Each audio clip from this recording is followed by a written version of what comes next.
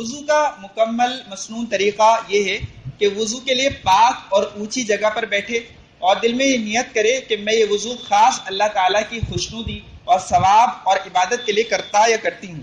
یہاں پہ سب کرتے والے ہیں تو اب آگے کرتا ہی پڑھوں گا. تو خاص عبادت کے لیے کرتا ہوں. صرف بدن یا منہ وغیرہ کا دھونا مقصود نہیں کہ یہ دیکھیے کہ بغیر نیت کے آپ کو ثواب نہیں ملے گا. تو اس لیے آپ کی نیت کیا ہونی چاہیے کہ اللہ کو خوش کرنے کے لیے عبادت کے لیے میں وضو کر رہا ہوں. اور پاک اور اونچی جگہ پر بیٹھنا, یہ پاک جگہ پر تو اس لیے کہ اگر ناپاک ہوگی جگہ تو اس کی چھینٹیں پڑیں گی تو وہ حصہ بھی ناپاک ہو جائے گا, اور اونچی جگہ پر بیٹھنے سے چھینٹیں پڑنے کا کم امکان ہوتا ہے. اور اس سے ایک مسئلہ یہ بھی کہ اگر آپ واش بیسن یا کھڑے ہو کر وضو کر رہے ہیں تو اس کی بھی گنجائش ہے, لیکن ادب اور بہتر طریقہ یہی ہے کہ بیٹھ کر کیا جائے اور قبلے کی طرف رخ کر کے کیا جائے. لیکن اگر قبلے کی طرف بھی کرنا ممکن نہ ہو تو کوئی حرج کی بات نہیں, لیکن اگر کریں گے ان باتوں پر عمل تو انشاءاللہ زیادہ ثواب ملے گا. پھر وضو شروع کرتے وقت بسم اللہ العظیم والحمد للہ علی دین الاسلام پڑھے. پھر چلو میں پانی لے کر دونوں ہاتھوں کو کلائی تک مل کر دھوئے. اسے چلو کہتے ہیں. تو اس میں پانی لے اور دونوں ہاتھوں کو کلائی تک, یعنی اسے کلائی کہتے ہیں, تو یہ بلکہ یہاں تک یہ گٹا ہوتا ہے, کلائی تک مل کر دھوئے. اس طرح کل 3 بار کرے. پھر دائیں ہاتھ میں پانی لے کر 1 مرتبہ کلی کرے, پھر 3 مرتبہ مسواک کرے, اس کے بعد 2 کلیاں اور کرے. تو کلیاں بھی کتنی ہو گئیں؟ 3 ہو گئی. پہلے 1 بار کلی کی آپ نے, پھر 3 مرتبہ مسواک کریں گے, اور اس کے بعد 2 مرتبہ پھر کلی کریں گے, تو 3 مرتبہ مسواک بھی ہو گئی, 3 مرتبہ کلی بھی ہو گئی. اس طرح 3 کلیاں پوری ہو جائیں گی. اور اگر روزے کی حالت میں نہ ہو تو کلے کے ساتھ گرگرا یعنی ذرا حلق تک پانی پہنچانے کی کوشش کرے. لیکن روزے کی حالت میں اگر گرگرا کیا اور ایک قطرہ بھی حلق کے نیچے اتر گیا تو روزہ ٹوٹ جائے گا, اس لیے روزے کی حالت میں ایسا نہ کریں. پھر دائیں ہاتھ میں پانی لے کر ناک میں پانی ڈالے, اور اگر روزے کی حالت میں نہ ہو تو اس میں بھی ذرا مبالغہ کرے, اوپر اچھی طرح سے پہنچائے. جیسے ہمارے یہاں بعض لوگ کہتے ہیں, ان سے پوچھو کہ غسل کے کتنے فرض ہیں, تو اس میں ایک یہ بیان کیا جاتا ہے کہ نرم ہڈی تک پانی پہنچانا. تھوڑا سا دماغ پر زور ڈالو اور بتلاؤ کوئی ہڈی نرم ہوتی ہے یا تو ہڈی نہیں ہوتی؟ وہاں پر کہنا چاہیے ناک کے نرم حصے تک پانی پہنچانا. تو وہ کہتے ہیں نرم ہڈی تک پانی پہنچانا, اور وہ زبان پر ایسے رٹا ہوا ہے کہ وہ وہی کہتے ہیں. تو پھر دائیں ہاتھ میں پانی لے کر ناک میں پانی داخل کرے, اور اگر روزے کی حالت میں نہ ہو تو اس میں بھی مبالغہ کرے, یعنی پانی نتھنوں کے جڑوں تک, اس حصے کو کہتے ہیں نتھنا, ناک کے نتھنے, تو اس کی جڑوں تک پہنچائے. اور اگر روزے دار ہو تو نرم گوشت سے اوپر نہ چڑھائے, اس لیے کہ وہ دماغ میں اگر چڑھ گیا تو اس سے روزہ ٹوٹ جائے گا. اور بائیں ہاتھ کی چھوٹی انگلی یعنی یہ والی, اس کی چھوٹی انگلی سے نتھنوں میں پھیرے اور بائیں ہاتھ سے ناک سنکے. کل 3 بار ایسا کرے, اور ہر بار ناک میں پانی ڈالے اور پھر اس کو نیچے چھوڑ دے. بعض لوگ اس میں بھی بڑا مبالغہ کرتے ہیں, یعنی ایسا لگتا ہے کہ وہ ساری صفائی مسجد میں ہی آ کر کرتے ہیں, گھر میں ان کو یہ توفیق نہیں ہوتی. یعنی اس قدر تکلیف ہوتی ہے بعض دفعہ تو, جن کے مزاج نرم ہوتے ہیں, لطیف مزاج ہوتے ہیں, تو وہ وہاں کر رہا ہوتا ہے اور یہاں تک آواز آ رہی ہوتی ہے. تو اس کا بھی ذرا خیال رکھیں کہ بھائی آپ اپنی صفائی ضرور کیجئے, کسی کا صفایا مت کیجئے. پھر دونوں چلوں میں پانی لے کر دونوں ہاتھوں سے پیشانی سے نیچے کو پانی ڈالے اور تمام منہ کو مل کر دھوئے. یہ پانی ڈالنے کا طریقہ یہ ہوتا ہے کہ اوپر کی طرف لے کے جائے, پانی پیشانی سے پھر چھوڑے. عام طور پہ ایسے جو ڈالتے ہیں تو یہ طریقہ مناسب نہیں.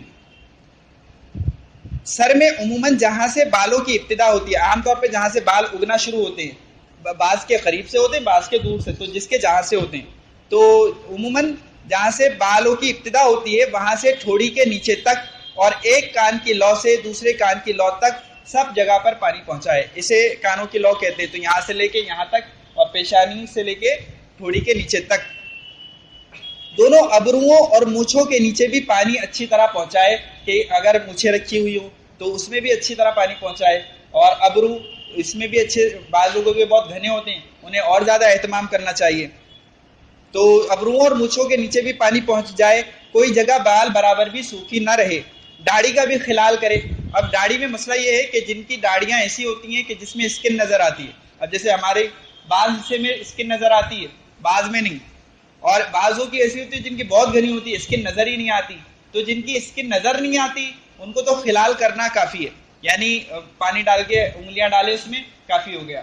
اور جن کے مطلب نظر آتی ہے کھال تو وہ پھر پانی پہنچانا ضروری ہے اندر تک. اور جن کی آدھی ایسی ہے آدھی ویسی ہے تو جہاں جیسی ہو وہ حکم ہوگا. جہاں اسکن نظر آتی ہے وہ دھوئی جائے گی, جہاں اسکن نظر نہیں آتی وہاں پہ خلال کیا جائے گا. پھر 2 دفعہ اور پانی, یہ 1 دفعہ ہوا, پھر 2 دفعہ اور پانی لے کر پورا چہرہ اسی طرح دھوئے اور داڑھی کا بھی خلال کرے تاکہ 3 مرتبہ پورا ہو جائے. پھر 3 مرتبہ دایاں ہاتھ اور بایاں ہاتھ دھوئے, اس طرح کہ انگلیوں سے پانی ڈالنے کی ابتدا کرے. اکثر لوگ اس میں کوہنیوں سے ڈالنے کی ابتدا کرتے ہیں, خاص طور پر نل کے سامنے جب بیٹھتے ہیں. یعنی پہلے لوٹا وغیرہ استعمال کرتے تھے تو اس میں تو ایسے ہوتا تھا, اب ایسے کرتے ہیں. تو ایسے نہیں کرنا چاہیے, طریقہ یہی ہے, انگلیوں سے شروع کرنا چاہیے, کونی کی طرف جانا چاہیے. اور اچھی طرح دونوں ہاتھوں کو مل کر دھوئے, اور اگر انگلی وغیرہ میں انگوٹھی وغیرہ پہنی ہو تو اس کو بھی ہلائے. اگر وہ ٹائٹ ہے تو اس کا ہلانا واجب ہے, اور اگر ٹائٹ نہیں ہے کہ خود بھی پانی چلا جائے گا تو بھی اس کا ہلانا سنت اور مستحب ہے, تاکہ یقین ہو جائے کہ پانی پہنچ گیا. اگر عورت چہرے وغیرہ دھوتے وقت وہ جو اپنے زیور پہنے ہوتے ہیں ناک میں یا کان میں تو ان کو بھی ہلائے گی تاکہ اس میں بھی پانی پہنچ جائے. ہاتھوں کو دھوتے وقت انگلیوں کا بھی خلال کرے, یعنی انگلیوں میں داخل کر کے, تاکہ وہ پورا یقین ہو جائے کہ کوئی حصہ باقی نہ رہے. اس طرح کہ ایک ہاتھ کی انگلیاں دوسرے ہاتھوں کی انگلیوں میں ڈالے اور پانی ٹپکتا ہوا ہو. پھر دائیں ہاتھ میں پانی لے کر دونوں ہاتھوں کو تر کر کے 1 مرتبہ پورے سر کا مسح کرے, اس طرح کہ ہتھیلی اور تمام انگلیوں کو سر کے اگلے حصے پر رکھ کر پورے سر کا مسح کرتے ہوئے پیچھے کی طرف لے جائے اور پیچھے سے آگے کی طرف لے آئے. یہ طریقہ ہوتا ہے کہ اس کو آپ نے تر کیا اور پھر یہ یہاں رکھے ہاتھ اور پھر ایسے پورا پیچھے لے گئے, پھر ایسے آگے لے کر آئے. اس میں بہت لوگ کرتے ہیں, اور کیوں کرتے مجھے آج تک سمجھ میں نہیں آیا, کہ وہ عام طور پہ ایسے کرتے ہیں اور وہ ایسے صرف پورووں سے کرتے ہیں. اور یہ پورووں سے کرنا, دیکھو اصل میں 1/4 سر جتنا سر ہے نا اس کا 1/4 وہ مسح فرض ہے. اور یہ آپ یہ پوروے ملائیں تو اتنی جگہ نہیں بنتی, تو ان کا تو مسح ہی نہیں ہوتا. اور جب مسح نہیں ہوگا تو وضو نہیں ہوگی, اور وضو نہیں ہوگی تو نماز نہیں ہوگی. تو پورا ہاتھ یعنی یہاں رکھیں اور پورے ہاتھ کو پیچھے لے کے جائیں, اور یہ سنت طریقہ ہے. ورنہ آپ صرف گیلا ہاتھ یہاں رکھ بھی دیں گے سر پر تو وہ 1/4 ہو جاتا ہے. آئی بات سمجھ میں؟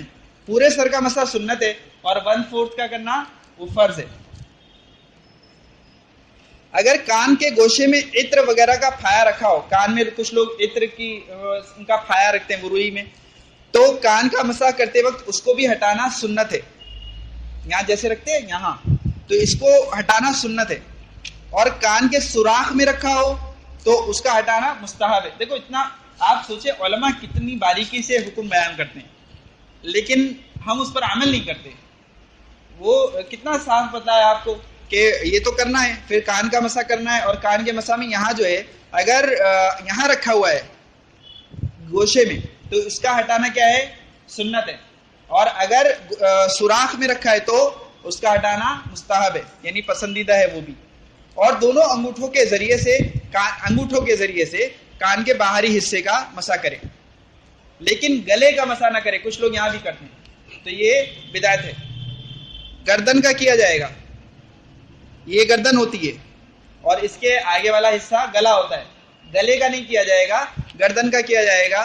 اور اس میں بھی بعض لوگ ایسے کرتے ہیں, یعنی جب فارغ ہو گئے تو اس کے بعد ایسے, یہ بھی غلط طریقہ ہے. یہ اس کے پشت سے ہوگا, یعنی ایسے. آئی بات سمجھ میں؟ تو یہ طریقہ ہے گردن کے مسح کا.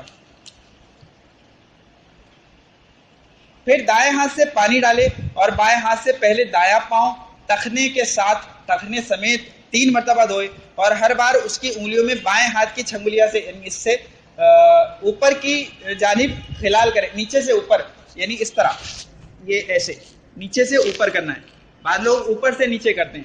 شیخ عبد القادر جیلانی علیہ الرحمہ, جن کا آپ نے بڑا نام سنا ہوگا, تو ان کے بارے میں لکھا ہے کہ وہ ان سے یہ غلطی ہوئی کہ وہ وضو جب کرتے تھے تو یہ نیچے سے اوپر کرنا ہے, وہ اوپر سے نیچے کرتے تھے. تو کسی نے ان کو جب بتلایا تو انہوں نے کہا کہ میں 25 سال سے ایسے ہی وضو کر کے نماز پڑھتا ہوں.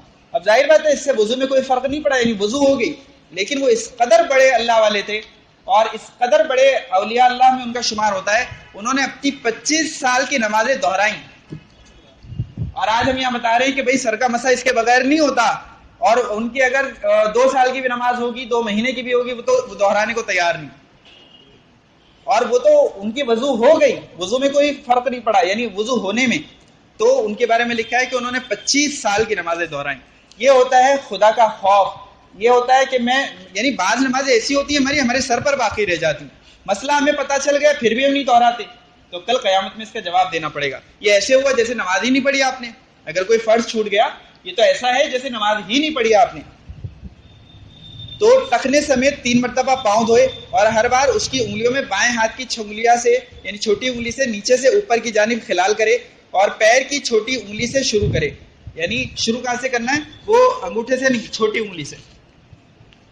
پھر اسی طرح دائیں ہاتھ سے پانی ڈال کر بایاں پاؤں 3 مرتبہ دھوئے، اور ہر بار اس کی انگلیوں کا بھی اسی طرح خلال کرے، مگر یہ اس والے پاؤں کا انگوٹھے سے شروع کرے گا اور چھوٹی انگلی تک جائے گا. سیدھے پاؤں کا چھوٹی انگلی سے شروع کر کے انگوٹھے کی طرف آئے گا، اور دوسرے پاؤں کا انگوٹھے سے شروع کر کے چھوٹی انگلی تک آئے گا. وضو مکمل ہونے کے بعد جو مسنون اذکار وغیرہ ہیں تو وہ پڑھ لے، اور اگر اللہ توفیق دے تو 2 رکعت نفل نماز پڑھ لے. اس کو کہتے ہیں تحیۃ الوضو. تو اللہ تعالی ہم سب کو اس پر عمل کرنے کی توفیق نصیب فرمائے. دعا پڑھ لیجئے.